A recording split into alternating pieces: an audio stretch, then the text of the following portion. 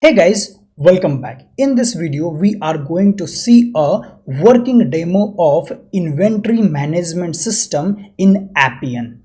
No theory, no long setup, just a clean walkthrough of how it actually works. As part of this demo, we will look at how are we managing the products in the inventory management system, how are we recording the transactions in and out transactions. So here you can see there is we are going to stock in as well for the products, and we are going to stock out for the products as well.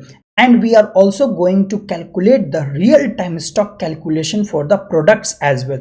So here for any product you can see that what is going to be the minimum stock, what is the current stock, and we are going to get a live status as well for that product, and a clean product summary where we are going to see what are the details for the product, like current stock, minimum stock, how many have been in and how many have been out transactions, so the complete transactions list and other details about the product.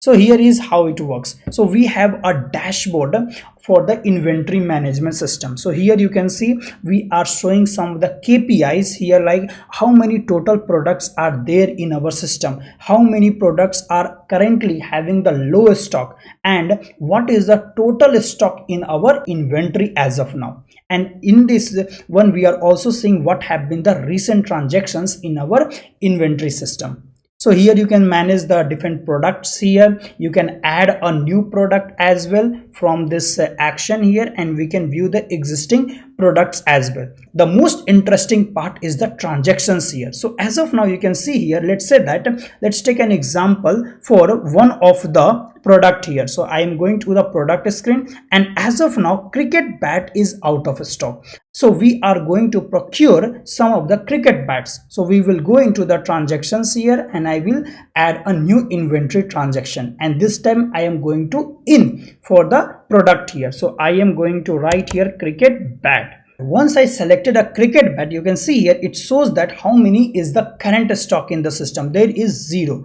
I am going to add 40 more quantities for the cricket bat. And who is going to the supplier? SG Sports Entertainment. Okay, and I will just add here more bats and click on add stock. Now once I click on the add stock, you can see the transaction page gets updated, like 40 more new bats have come up here. If we go into the product screen once again, here you can see the product cricket bat. This is the product here, and minimum stock was 10 and now it is 40 here. So status have been updated to in stock here. And if we go into the dashboard as well, here now only 13 items are there which are low in stock here, and our current stock value have also increased here. Similarly, we can do an stock out as well. For example, let's take any products here. So let's say that Java programming book is there, and there is a huge demand for this Java programming book. So currently how many? So current stock is 50, and we are going to sold there let's say like 30 products we are going to sold. So here we will select for Java programming book, and see here it will tell you that what is the available stock. And let's say like I am going to stock out 100, which is an invalid value. And see, if I write here 100 quantity, so 100 is currently an invalid value because you cannot remove more than 50 items. So I'm going to remove more about 45, which is a valid transaction. And I will just add a note like some damaged, because when we do stock out we don't care about who is the supplier, because some damage and some sold, something like this. I will add a note and click on remove stock.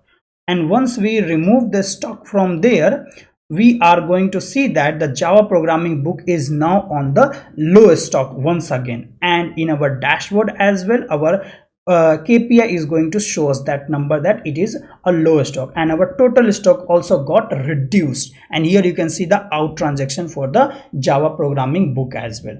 So this is how our inventory management system is working. And we do have a master table for the suppliers as well, where we are maintaining the different suppliers. Here you can see all the suppliers are present here, and anytime we can go and create a new supplier as well.